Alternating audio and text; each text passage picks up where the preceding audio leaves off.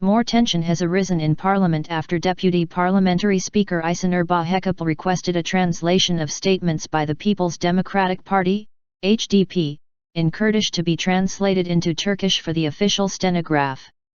On the evening of February 21, lawmakers from the People's Democratic Party, HDP, after taking the rostrum to make statements on several motions, concluded their statement by expressing gratitude to the General Assembly in Kurdish on the occasion of the February 21 International Mother Tongue Day.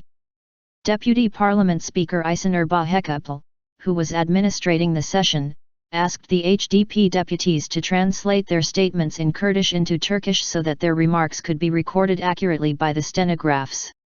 Each HDP deputy then translated what they said in Kurdish into Turkish.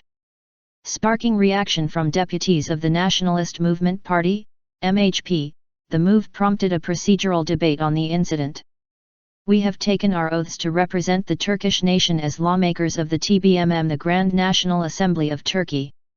You, as the Speaker, representing the TBMM, MHP Deputy Parliamentary Group Chair Yusuf Halilul said, addressing Bahçekapılı. You cannot have the spoken language retranslated. According to the law, in this parliament, it is not possible to use other languages than Turkish. People may talk in their mother tongue, but not at the TBMM. This doesn't have anything to do with freedom. It has to do with the state governed by the rule of law and the constitution, Halilul said.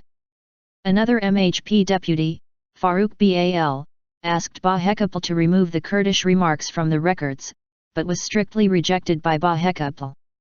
When Bal argued that Bahçekapılı violated the constitution, she responded as saying, I am not violating the constitution. Turkey's official language is Turkish. In this country, Kurdish songs are played and there are Kurdish television programs. This is a place where there is freedom, not bans. This is not a prohibitive place. As Bahçekapılı was ending the procedural debate, Bal continued voicing his objections and led the deputy parliamentary speaker to express her sadness over spending almost half an hour because a few deputies spoke Kurdish.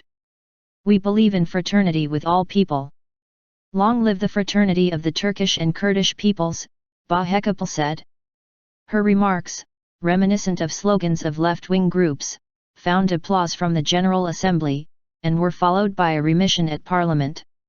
International Mother Language Day was proclaimed by the General Conference of the United Nations Educational, Scientific and Cultural Organization, UNESCO, in November 1999. Bahçekapılı's embrace of multilingualism came only a day after a senior executive of the HDP stated that a fresh debate about the controversial security bill, which was seasoned with a fist fight in Parliament, has begun hampering efforts to conclude the peace process. The lifting of restrictions on Kurdish language education in state schools is one of the key steps that the HDP says should be taken in order to be able to move forward along the stalled peace process aimed at ending the 3-decade-long conflict between Turkey's security forces and the outlawed Kurdistan Workers' Party, PKK. The HDP has been aiding the talks between government officials, jailed PKK leader Abdullah Öcalan and the PKK headquarters in the Kandil Mountains of Iraq since late 2012.